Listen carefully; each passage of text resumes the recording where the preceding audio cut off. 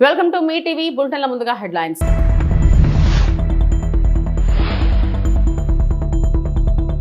మధ్యవర్తిత్వంతో చాలా కేసులు పరిష్కారం అవుతాయన్న high court CJ justice Dheeraj Singh Thakur.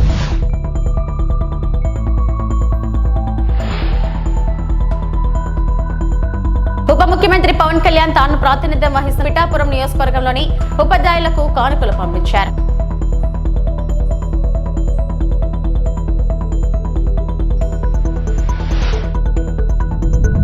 BJP రాష్ట్ర అధ్యక్షులు శ్రీ పివిఎన్ మాధవ్ ఎన్టీఆర్ జిల్లా చాయ్ పే చర్చ కార్యక్రమం.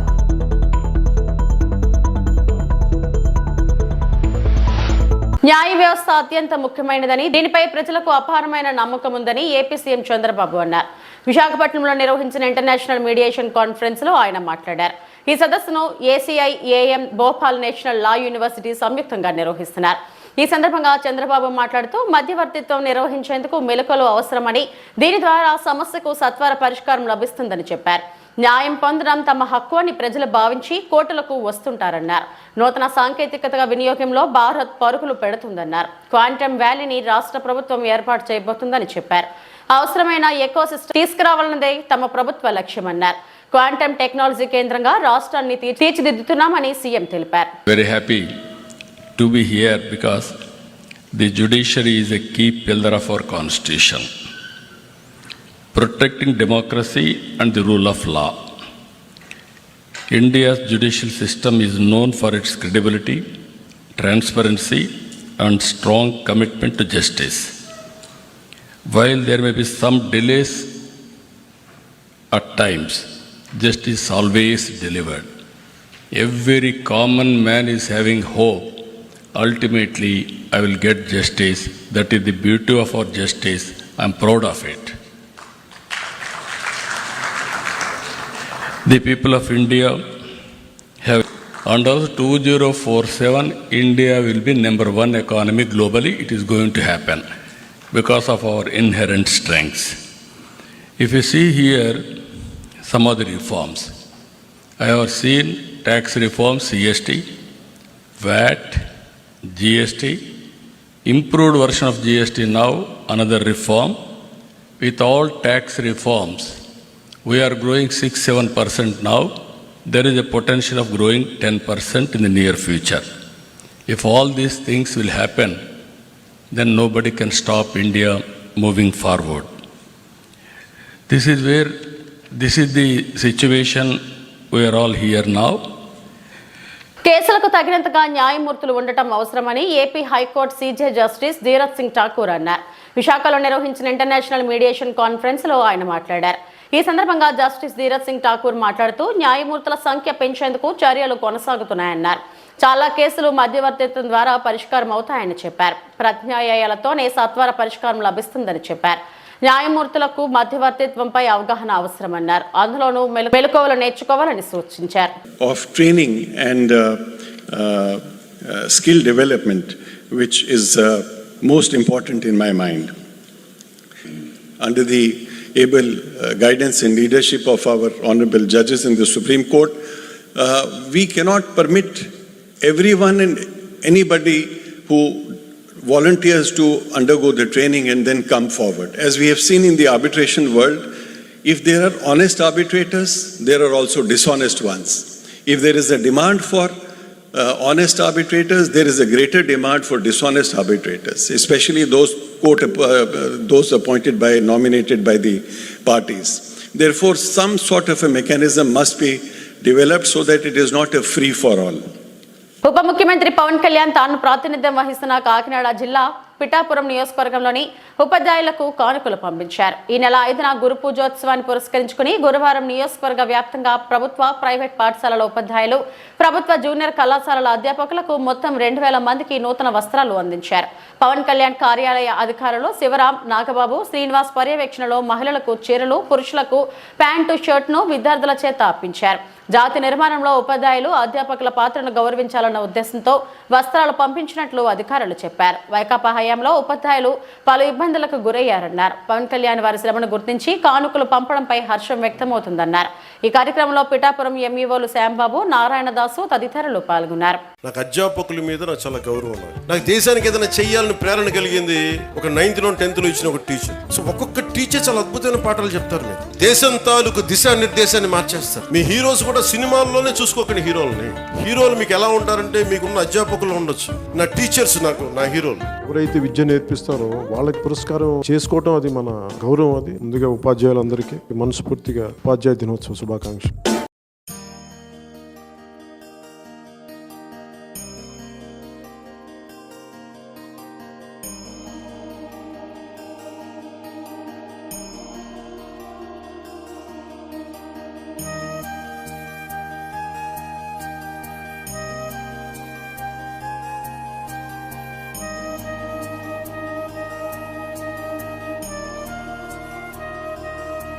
మా ప్రాంతాలలో తయారయ్యే ఉత్పత్తులనే కొనుగోలు చేయాలి. మళ్లీ దేశవ్యాప్తంగా స్వదేశీ ఉద్యమం ప్రారంభం కావాలన్నారు బీజేపీ రాష్ట్ర అధ్యక్షుడు పివిఎస్ మాధవ్. విజయవాడలో సారథ్యం యాత్రలో భాగంగా కృష్ణలంక సత్యం గారి హోటల్ సెంటర్లో చాయ్ పే చర్చ కార్యక్రమంలో పాల్గొన్నారు. స్థానికంగా ఉన్న పలు సమస్యలను మాధవ్ దృష్టికి తెచ్చారు ప్రజలు. కేంద్ర రాష్ట్ర ప్రభుత్వాలు పనితీరుపై తమ అభిప్రాయాలను వ్యక్తం చేశారు. ఇక ఈ సందర్భంగా మాధవ్ మాట్లాడుతూ అనేక ఆలోచనల చర్చల ద్వారా ఎటువంటి సమస్యకైనా పరిష్కారం దొరుకుతుందన్నారు. టీ తాగుతూ ప్రజల ఆలోచనలు, ప్రభుత్వం ఏం చేస్తే బాగుంటుందనే అభిప్రాయాలను తెలుసుకున్నాం. భవిష్యత్తులో ప్రభుత్వం ఏం కార్యక్రమాలు చేస్తే ప్రజలకు మంచి జరుగుతుందో కూడా చెబితే 3 సూచనలు స్వీకరిస్తామన్నారు. చేతి వృత్తులు కళాకారులు అవే ఇచ్చే ప్రయత్నం మనం చేయటం, తయారయ్యే శీతల పానీయాలు ఏవైతున్నాయో మన షర్బత్లు, అందరికీ ఆదర్శవంతమైన ఒక దేశం, అందరినీ కలిసి కట్టుగా ముందుకెళ్లే తీరు, వసుదైవ కుటుంబకం అని మన ఆరోగ్యం ఏదైతుందో దాన్ని నిజం చేయాలని ఒక లక్ష్యంతో వికసిత భారతం కోసం అడుగులు వేస్తున్నాం. వికసిత భారతం ఏర్పడాలంటే మనందరూ చాలా చిన్న చిన్న పనులు చేస్తే సరిపోతుంది. మన దేశభక్తి ప్రకటించడానికి దీనికన్నా గొప్ప మార్గం లేదు. మన ప్రాంతంలో తయారయ్యే వస్తువులు మనం తినటం ప్రారంభించాలి. మనం ప్రాంతంలో తయారయ్యే వస్తువులు మనం వాడటం ప్రారంభించాలి. మన ప్రాంతంలో తయారయ్యే గుడ్డలు మనం వేసుకోవటం మొదలు పెట్టాలి. చేనేత కార్మికులకి, చేతి వృత్తి కళాకారులు తయారు చేసే వస్తువులు కొనటమే విధిగా మనం అందరం చేసుకోవాలి. మనందరం కూడా మరొకసారి స్వదేశీ ఉద్యమం ప్రారంభించాలి. మనందరం కూడా ఉదయం లేచిన దగ్గర నుంచి పడుకునే వరకు వాడుతున్న వస్తువులు ఏమిటి, అవి ఎక్కడ తయారవుతున్నాయి, ఏ విధంగా వస్తున్నాయి, ఏ మల్టీనేషనల్ కంపెనీస్ దాన్ని మ్యానుఫ్యాక్చర్ చేస్తున్నారు. మనందరం కూడా పెప్సీ, కోలాలకి దూరమే మన ప్రాంతంలో తయారయ్యే శీతల పానీయాలు ఏవైతున్నాయో మన షర్బత్లు, మన యొక్క నన్నారి, వీటిని తాగే ప్రయత్నం చేయటం, వాటిని ప్రోత్సహించే విధంగా మనం ముందుకెళ్ళటం. దాంతో పాటు మన ఆలోచన ధోరణి మన విజయవాడ ప్రాంతంలో తయారయ్యే వస్తువులని తినుబండరాలు, మన ప్రాంతం తినుబండరాలు ప్రపంచ వ్యాప్తంగా ప్రసిద్ధి. అవి అందరు తీసుకెళ్తారు. ఊళ్ళో దిగి ఎక్కడ బాగుంటుందో అక్కడ తీసుకెళ్లే. అత్తిలి రైల్వే స్టేషన్ లో ఎక్స్ప్రెస్ రైళ్లకు హాల్ట్ ఇవ్వాలని ఎప్పటి నుంచో కోరుకుంటున్న ప్రజలకు వారి కోరిక తీరబోతుందని కేంద్ర సహాయ మంత్రి నర్సాపురం ఎంపీ భూపతిరాజు శ్రీనివాస్ వర్మ అన్నారు. పూరి తిరుపతి రైలుతో పాటు సర్కార్ ఎక్స్ప్రెస్ రైలుకు హాల్ట్ పునఃప్రారంభం నేపథ్యంలో గురువారం అత్తిలిలో ఆయన పర్యటించారు. ఈ సందర్భంగా ఏర్పాటు చేసిన కార్యక్రమంలో మంత్రి శ్రీనివాస్ వర్మ మాట్లాడుతూ సమస్య ఎక్కడ ఉందో తెలుసుకొని పరిష్కారానికి కృషి చేయడానికి తణుకు ఎమ్మెల్యే ఆర్మిల్లి రాధాకృష్ణ ముందు వరుసలో ఉంటారని అన్నారు. ఇందుకు సంబంధించి అత్తిలిలో ఎక్స్ప్రెస్ రైలు హాల్ట్ కోరుతూ ఎన్నో పర్యాయాలు వినతిపత్రం అందజేస్తారని గుర్తు చేశారు.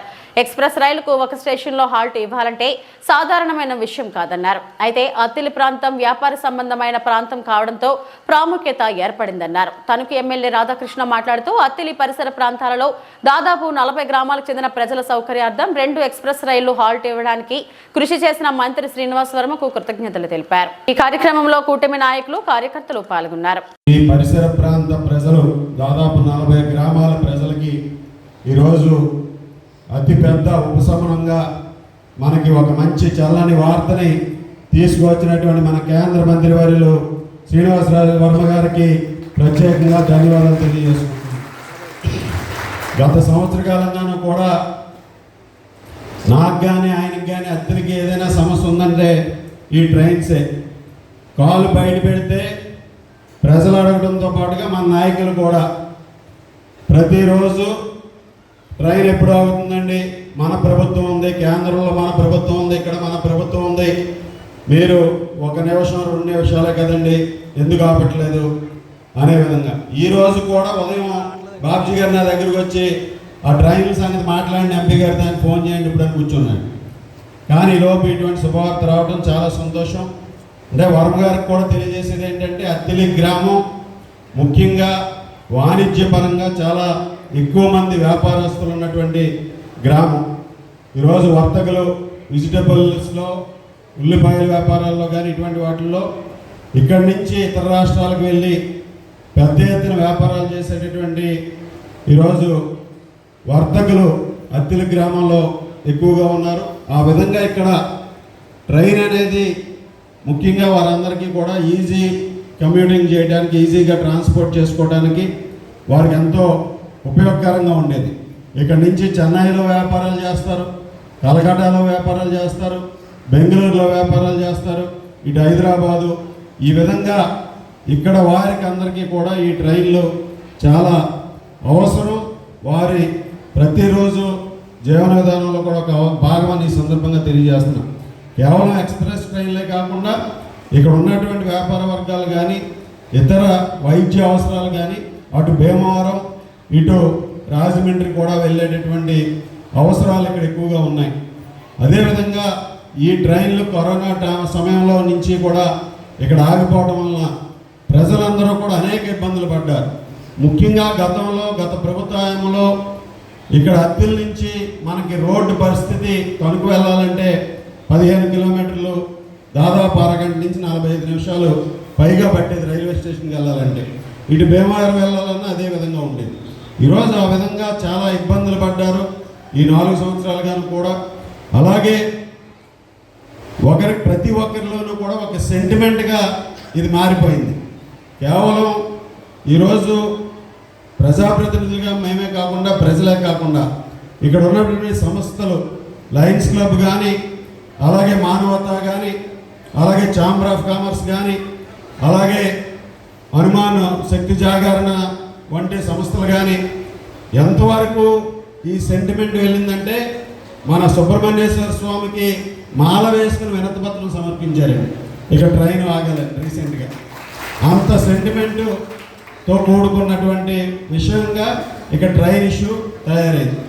కాబట్టి ఈరోజు గత సంవత్సర కాలంగానే కూడా నేను మంత్రివర్యులు కూడా చాలాసార్లు మాట్లాడుకున్నాం. దీని మీద ఆయన నిరంతరం కూడా ప్రభుత్వం అధికారంలోకి వచ్చినప్పటి నుంచి కూడా, మంత్రిగా బాధ్యతలు చేపట్టినప్పటి నుంచి కూడా దీని మీద రైల్వే అధికారులతో ఎప్పటికప్పుడు చర్చలు జరుపుతూ ఇక్కడ ఉన్నటువంటి ముఖ్యంగా ఇక్కడ ఉన్న అవసరాన్ని గుర్తించి ఇక్కడ ట్రైన్ హాల్ట్ని ఏర్పరచాలనే. ఏపీలో రైతులకు యూరియా ఇవ్వడం సహా వారి కష్టాలు తీర్చడంతో కూటమి సర్కార్ విఫలమైందన్నారు మాజీ మంత్రి గుడివాడ అమర్నాథ్. ఈ నేపథ్యంలో రాష్ట్రంలో రైతుల ఇబ్బందులపై ఈ నెల 9వ తేదీన వైఎస్ఆర్సీపీ పోరుబాట కార్యక్రమం చేపడుతున్నట్టు తెలిపారు. అన్ని ఆర్డీఓ కార్యాలయాలకు పార్టీ నేతలు వెళ్లి వినతిపత్రం సమర్పించనున్నట్టు తెలిపారు. వెబ్సైట్ నడుపుతూ ఉన్నారు, ఒక హ్యాండిల్ ట్విట్టర్లో కానీ లేదా ఫేస్బుక్లో కానీ. దాంట్లో ఇది ఎన్ని గంటలకు పెట్టారో తెలియదు, కానీ మనం ప్రభుత్వం దృష్టికి తీసుకురావాలనే ఉద్దేశంతో మనం బయటికి తీసుకొస్తే ఇది అంత అబద్ధం అని చెప్పి, ఇది ఫ్యాక్ట్ చెక్, ఇది ఫేక్ అని చెప్పి దీని మీద ఒక ఇది నడిపారు. ఫేక్ అని చెప్పి మళ్ళీ చెప్పి ఇది ఓపెన్ అవ్వట్లేదు. యాక్చువల్గా ఇది డిలీట్ చేస్తారు వాళ్ళు. ఇది ఫేక్ అని చెప్పి పెట్టినటువంటిది. పెట్టిన గంటలో తీస్తారు మళ్ళీ, పెట్టిన గంటలోనే. ఎందుకంటే నిజమని తెలిసింది, ఎక్కడ బొమ్రాంగ్ అవుద్ది అనేటువంటి భయంతో మళ్ళీ దాన్ని డిలీట్ చేస్తారు. ఇది ప్రభుత్వం తాలూకు చిత్తశుద్ధి. అంటే ప్రతిపక్షంగా కానీ ప్రజలు కానీ ప్రభుత్వాన్ని ప్రశ్నించడానికి వీల్లేదు, ప్రభుత్వం తాలూకు తప్పిదాలని వారి దృష్టికి తీసుకురావడానికి వీల్లేదు, ఎవరు క్వశ్చన్ చేయడానికి వీల్లేదు, ఎవరు వారి బాధలు చెప్పుకోవడానికి వీల్లేదు. ఎవరన్నా ఏదన్నా చెప్తేనేమో వాళ్ళ మీద ఎదురుదాడి చేసేటువంటి కార్యక్రమం. ఈరోజు గ్రామాల్లో ఉన్నారు, ప్రతి గ్రామంలో చిన్నకారు రైతు ఉన్నాడు, సన్నకారు రైతులు ఉన్నారు, ఉన్నటువంటి కాస్త భూమి ఉన్నటువంటి రైతు ఉన్నాడు, 6 ఎకరం సాగు చేసుకున్నటువంటి వారు ఉన్నారు, ఎకరం సాగు చేసుకున్నటువంటి వారు ఉన్నారు, 2 ఎకరాలు సాగు చేసుకున్నటువంటి వారు ఉన్నారు, 5 ఎకరాలు సాగు ఎవరు వెళ్ళినా బస్తా ఎరువులే. 6 ఎకరం కోసం వెళ్ళినా బస్తాయే, 5 ఎకరాలు ఉన్నోడు వెళ్ళినా బస్తాయే, 2 ఎకరాలు ఉన్నోడు వెళ్ళినా బస్తా, 10 ఎకరాలు ఉన్నోడు వెళ్ళినా బస్తాయే. సహజంగా నాకున్నటువంటి అవగాహన మేరకు ఎకరా వరి పండించేటువంటి దానికి దగ్గర 75 కేజీలు యూరియా రిక్వైర్మెంట్ ఉంది. అంటే దగ్గర బస్తున్నారు అంటే 2 ఎకరాలకి 3 బస్తాలు రిక్వైర్మెంట్.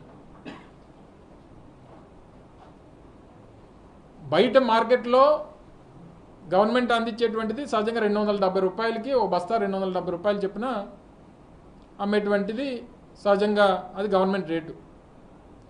సరే ఎక్కడ పడతామని చెప్పి బయటికి వెళ్తే 470, 480 రూపాయలు బ్లాక్, అంటే డబల్. మళ్ళీ బయటికి వెళ్ళి అక్కడ దొరుకుతుందో లేదో తెలియదు.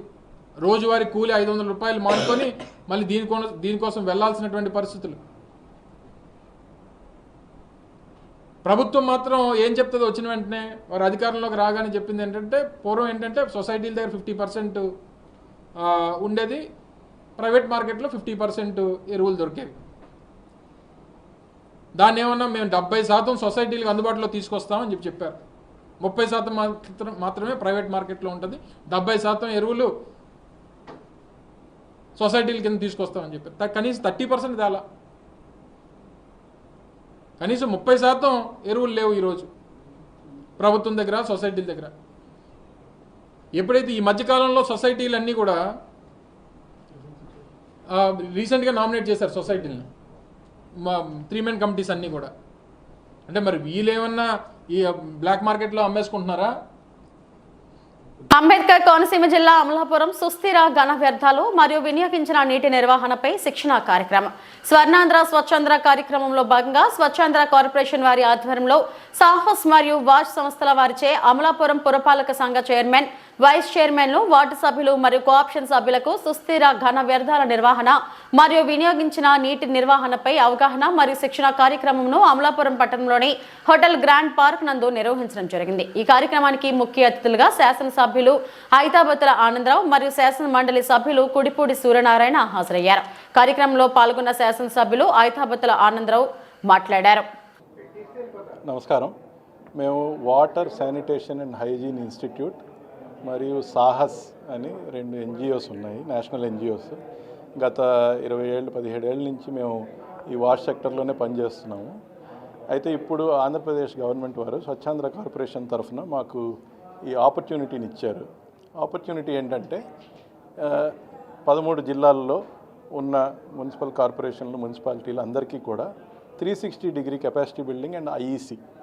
360 డిగ్రీ కెపాసిటీ బిల్డింగ్ అంటే ఎలక్టెడ్ రిప్రజెంటేటివ్స్తో మొదలుపెట్టి మున్సిపల్ అఫీషియల్స్కి, శానిటేషన్ వర్కర్స్కి, మేసన్స్కి, ఈ స్వచ్ఛతతో సంబంధించిన ప్రతి స్టేక్ హోల్డర్కి కూడా ట్రైనింగ్ ఇచ్చి మన స్వచ్ఛాంధ్ర కార్పొరేషన్ నుంచి వాష్ అదేవిధంగా సాహస్కి సంబంధించిన 2 ఇన్స్టిట్యూట్స్ని గవర్నమెంట్ ఆఫ్ ఆంధ్రప్రదేశ్ డెప్యూట్ చేయడం జరిగింది.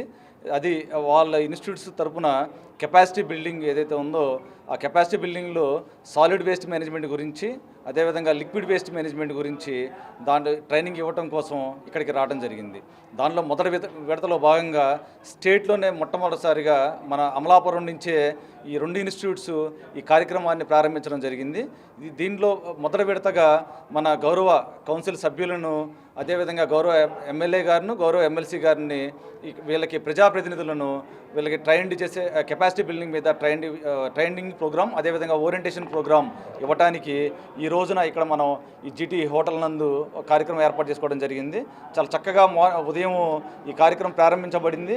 దీంట్లోనే ముఖ్యంగా ఈ మనకి వాష్ నుంచి, అదేవిధంగా సాహస్ నుంచి ఎక్స్పర్ట్స్ అన్నది, టీమ్స్ అన్నది వాళ్ళు రావడం జరిగింది. వచ్చి మన అమలాపురము ప్రజెంట్ ఏ స్థితిలో ఉంది, మన ఓడిఎఫ్లో కానీ, అదేవిధంగా మనకి వాటర్ సర్టిఫికేషన్స్లో కానీ, ఎన్టీఆర్ జిల్లా జగ్గైపేట మండలం గౌరవరం ఎరువుల సరఫరా సమస్యలపై రైతుల నుంచి నేరుగా సమస్యలను తెలుసుకునేందుకు ఏర్పాట్లు. 9154970454 నెంబర్కు కాల్ చేసి సమస్యలు చెప్పొచ్చని తెలియజేశారు. ఎన్టీఆర్ జిల్లా కలెక్టర్ డాక్టర్ లక్ష్మీషా గౌరవరం సొసైటీలో గురువారం సాయంత్రం జిల్లా కలెక్టర్ విచ్చేసి ఎరువుల పంపిణీని పరిశీలించి రైతులు ఎలాంటి ఆందోళన చెందవద్దన్నారు. రైతులకు సరిపడా యూరియా వస్తుందని, ఎవరు ఎలాంటి అపోహలు పోవద్దని, కావలసిన వారికి యూరియాను ఉపయోగించుకోవాలని ఆయన తెలిపారు. కార్యక్రమంలో RDO K Balakrishna, CA Venkateswarlu, MRO Manohar, society president Katta Venkata Narasimharao, సంబంధిత అధికారులు పాల్గొన్నారు. ఇందులో భాగంగా ఈ నెల 5వ తేదీన శుక్రవారం ఉదయం 8:30 గంటల నుంచి 10:30 గంటల వరకు డైల్ యువర్ కలెక్టర్ కార్యక్రమాన్ని నిర్వహించనున్నట్లు జిల్లా కలెక్టర్ లక్ష్మీ షా ఓ ప్రకటనలో తెలిపారు. 90 కేజీలు మొత్తం కావాల్సింది. ఇప్పుడు మీకు ఇప్పుడే సోయింగ్ అవుతుంది కాబట్టి ఎకరానికి ఫస్ట్ 30 కేజీలు ఒక బ్యాగ్ సరిపోతుంది. ఎకరానికి ఒక బ్యాగ్ కన్నా ఎక్కువ తీసుకుంటే చెప్పండి వాళ్ళకి, బాబు ఇప్పుడు అవసరం లేదు తర్వాత అదే అంత అంటే ఇవ్వండి, బెస్ట్ సరిపోతుంది. కావాలంటే మళ్ళీ ఇప్పుడు నెక్స్ట్ వచ్చే బ్యాచ్లో ఇంకొకసారి ఇద్దరు, అంటే ఒకేసారి తీసుకెళ్ళి పెట్టుకోవాల్సిన అవసరం లేదు, కొంచెం అవగాహన కూడా గుడ్ గుడ్ అంతే. తర్వాత నానో ఏరియా, నెక్స్ట్ సెకండ్ డోస్కి నానో ఏరియా ప్రమోట్ చేయాలి బాగా. ఓకే, అదొకసారి చూసుకోండి జాగ్రత్తగా. నానో ఏరియా చేస్తే కరెక్ట్గానే. అండ్ మరోవర్ ఇప్పుడు మనకు ఇక్కడ సోయింగ్ ఇప్పుడు జరుగుతూ ఉన్నాయి కదా, బేసల్ డోస్ ఇచ్చున్నారు కాబట్టి ఒక్కొక్క సంస్థ సరి వరికి. అందుకే ఈ శాస్త్రవేత్తలు చెప్పే ప్రకారంగా మనం విత్తనం వేస్తున్నప్పుడు, అంటే విత్తనం అంటే వరి నాటు వేస్తున్నప్పుడు 30 కేజీ వేయాల్సి ఉంటుంది. ఈ 30 రోజుల తర్వాత ఇంకొక 30 కేజీ, 60 రోజుల తర్వాత ఇంకొక 30 కేజీ, అంటే ఎకరానికి మొత్తానికి కలిపి వేయాల్సింది 90 కేజీలు. కానీ కొంతమంది రైతులు ఇక్కడే చెప్తున్నారు ఆల్రెడీ 2 బస్తాలు వేసేసాము అంటే మొత్తం లైఫ్ సైకిల్ కావాల్సింది ఒకేసారి పోసేసి మళ్ళీ ఇంకొక 2 సారి పోస్తారు. అంటే ఇది ఒక్కొక్కసారి అవగాహన లేకుండా చేస్తుంటారు. దయచేసి రిక్వెస్ట్ ఏంటంటే, మీకు ఏమైనా డౌట్ ఉంటే ఇక్కడ అగ్రికల్చర్ ఆఫీసర్స్ ఉంటారు, వాళ్ళని కూడా అడగండి, వాళ్ళు మీకు గైడెన్స్ ఇస్తారు. ఎక్కువ వేయడం వల్ల డబ్బులు పోతాయి తప్పితే తనలో ఉపయోగం లేదు, ఒకటే గమనించండి. ఇంకా దీంతోపాటు నానో ఏరియా కూడా ఈసారి కొంచెం ప్రమోట్ చేస్తున్నాం. నానో ఏరియా ఏంటంటే ఇప్పుడు స్ప్రే చేస్తే కూడా అది యూరియా ఏదైతే మనము భూమికి ఇస్తామో అంతకన్నా ఎఫెక్టివ్గా ఉంటుంది. అది కూడా అందరి దగ్గర సరఫరా ఉంది. ఒక డబ్బా నానో యూరియా ఈక్వల్ టు ఒక బస్తా యూరియా అంతా ఉంటుంది. దాన్ని ఇప్పుడు డ్రోన్స్ కూడా ఎక్కడెక్కడ పెట్టినాం కాబట్టి డ్రోన్స్ ద్వారా స్ప్రే చేస్తే ఎఫెక్టివ్గా ఉంటుంది. కాబట్టి అది కూడా కొంచెం రైతులు ముందుకు రావాలని కోరుతున్నాం. ఇంకా సరఫరా వరకు వస్తే ట్రాన్స్పోర్టేషన్ ఉన్నది చోట తప్పితే ఇంకా అన్ని చోట ఆల్రెడీ అవైలబుల్ ఉంది. ఇంకా కావాల్సింది కూడా తెప్పించడానికి ఆల్రెడీ ఆర్డర్ కూడా పెట్టున్నాము. మనకి ఎక్కడెక్కడ నుంచి అక్కడికి రేకులు వస్తున్నాయి, అలాగే ప్రైవేట్ వీళ్ళు కూడా పంపిస్తున్నారు. కాబట్టి స్టేట్ లెవెల్ నుంచి కూడా మానిటర్ చేస్తున్నారు. మన జిల్లాలో డిస్ట్రిక్ట్ లెవెల్లో కమాండ్ కంట్రోల్ రూమ్ పెట్టున్నాము. ఎక్కడైనా స్కేర్సిటీ ఉంటే మీరు అక్కడికి ఫోన్ చేసి చెప్పిన కూడా వెంటనే దగ్గర ఉన్న షాప్ నుంచో లేదా గోడౌన్ నుంచో అక్కడికి కూడా డైవర్ట్ చేసి అండ్ ఇంటర్నల్ కూడా అడ్జస్ట్ చేయడానికి అవకాశం ఉంది. దానికి అధికారులు ఫీల్డ్లోనే ఉన్నారు. ఇక్కడ ఎక్కడైనా వీళ్ళు హోర్డింగ్ చేయడము లేదా ఎక్కడైనా పక్కా రేషన్ని పంపించడం చేస్తే మాత్రం కఠినంగా చర్యలు ఉంటాయి. ఆల్రెడీ 2 ఎఫ్ఐఆర్ బుక్ చేసాము మన దగ్గరే. 11 6A కేసు కూడా బుక్ చేసాము. వాళ్ళందరినీ లైసెన్స్ కూడా క్లోజ్ చేయబోతున్నాము. సో ఇట్లా ఉన్న అంటే రైతులకి ఉన్న సర్దుకొని ప్రాపర్గా ప్రతి ఒక్కరికి అవసరమైనంత ఇచ్చుకుంటూ ముందుకెళ్ళడానికి అన్ని ఏర్పాటు చేస్తున్నాము. దీన్ని దయచేసి అందరూ అర్థం చేసుకోవాలి. సో ఇది ఎక్కడో ఒక చోట 1 or 2 ప్లేసెస్లో అది అంటే రావడం లేట్ అయిపోయిందని రైతులు ఆందోళన పడుతున్నారనో లేదా అది వేరే రకంగా తిప్పడానికి ఏమైనా ట్రై చేసి దయచేసి రైతులు నమ్మకండి. సఫిషియెంట్ సరఫరా ఉంది. మీకు ఇంకా ఏమైనా డౌట్ ఉంటే ఇదిగోండి ఆ కలెక్టరేట్ నెంబర్లు నేనే పెట్టాను. ఆ నెంబరు నా ఆఫీస్కి డైరెక్ట్గా కాల్ వస్తుంది. మీరు నేరుగా మాట్లాడండి. కంపల్సరీగా ఎక్కడైనా సమస్యలు ఉంటే అది కూడా మనము టేక్ కేర్ చేయడం జరుగుతుంది. తెలంగాణలో ఏపీలో అయితే అంత కొత్త లేదని భావించవచ్చు. తెలంగాణలో ఉన్నట్టు పక్క రాష్ట్రం గురించి తెలియదు కానీ ఎన్టీఆర్ జిల్లాలో అయితే అలాగే రాష్ట్ర ప్రభుత్వం నిన్న సీఎం గారు కూడా వీసీ తీసుకొని కలెక్టర్లు అందరితో కూడా ఇచ్చిన ఇన్స్ట్రక్షన్ మేరకు అయితే మన జిల్లాలో అలాగే మన రాష్ట్రంలో యూరియా కొరత, ఫెర్టిలైజర్ కొరత అయితే లేదనిపిస్తుంది. అందుకోసం యూరియా ఎక్కువ కావాల్సి వస్తుంది. అందుకనే కానీ మాకు వేరే పొలానికే 2 బస్తాలు వేయాల్సింది 4 బస్తాలు వేస్తాం. చూడండి నీళ్ళు ఉన్నాయి, చాలలో నీళ్ళు ఉన్నాయి, ఎండిపోతున్నాయి, కూడా రాలిపోతున్నాయండి. దానికోసం మేము చేస్తున్నాం. అంతేగాని మేమేదో దిగుబడి ఎక్కువ వచ్చింది అనేది కాదు. అధిక వర్షాల వల్ల పొలాలు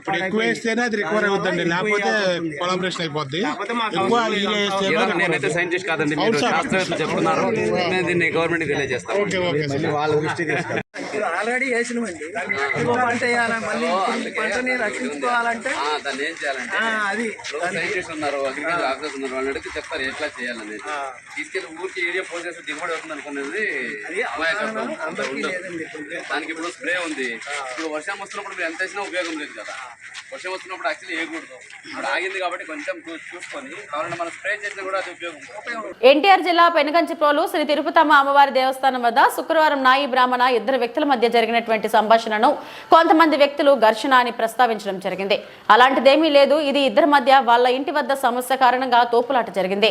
కావున నాయి బ్రాహ్మణ కళ్యాణకట్ట సంఘ అధ్యక్షులు కొలిపాక బ్రహ్మం మరియు సంఘం వారు ఇద్దరిని మందలించడం జరిగింది. ఇద్దరిపై ఆలయ ఈవో, ఏఈఓ సూచన మేరకు క్రమశిక్షణ చర్యలు తీసుకోవడం కూడా జరిగింది. ఎలాంటి అపోహలకు తావివ్వద్దని కోరుతున్నారు. తిరుపతమ్మ అమ్మవారి దేవస్థానం కళ్యాణకట్ట పనిచేస్తున్న కొలిపాక బ్రహ్మం నేను ఇక్కడ 3 సభ్యులు పనిచేస్తున్నాము. గతంలో ఏలూరు పెదనాగబాబు, కొలిపాక ఏడుగొండలో వీళ్ళిద్దరికీ ఇళ్ళ దగ్గర గతంలో 4 సంవత్సరాల నుంచి తగాదులు ఉన్నాయి. ఈ తగాదుల నేపథ్యంలో ఎన్నోసార్లు పోలీస్ స్టేషన్కి వెళ్ళి కేసులు పెట్టుకున్న సందర్భాలు ఎన్నో ఉన్నాయి. ఆ సంఘటనలో తెల్లవారుజాన కొలిపాక ఏడుగొండలో మరియు వాళ్ళ ఇంట్లో బాధల సమస్యల వల్ల మంది చేసుకొని వచ్చి కళ్యాణకట్ట మనిషికి తిరిగి నాగబాబు మీద ప్రచారం చేసే కొన్ని విషయాల్లో ఆ విషయం నేపథ్యంలో కళ్యాణకట్టలో బయట మరి నాగబాబు ఈ ఏడుకొండలో వీళ్ళిద్దరు తోపురాట్లు నెట్టుకొని వీళ్ళిద్దరు ఒకరికొకరు నెట్టుకొని అక్కడ కలపట్టడం జరిగింది తప్ప కళ్యాణకట్టకి న్యాయ బ్రాహ్మణులు కానీ మాకు మాత్రం ఎటువంటి సంబంధం లేదు. ఈ విషయం తెలుసుకున్న ఏఈఓ గారు వెంటనే నాకు ఫోన్ చేసి అక్కడికి వెళ్ళి కళ్యాణకట్ట దగ్గరికి వెళ్ళి పరిష్కారం చేయమని చెప్పేసి చెప్పడం జరిగింది. వీళ్ళ కొన్ని రోజుల పాటు కళ్యాణకట్ట నుంచి దేవస్థానం ఈఓ గారు కూడా ఏఈఓ గారు కూడా పనిలోకి రావద్దని చెప్పేసి ఆపడం జరిగిందని చెప్పేసి తెలియజేస్తున్నాను. ఇవి ఇప్పటివరకు నా బులెటిన్ అప్డేట్స్. నమస్తే.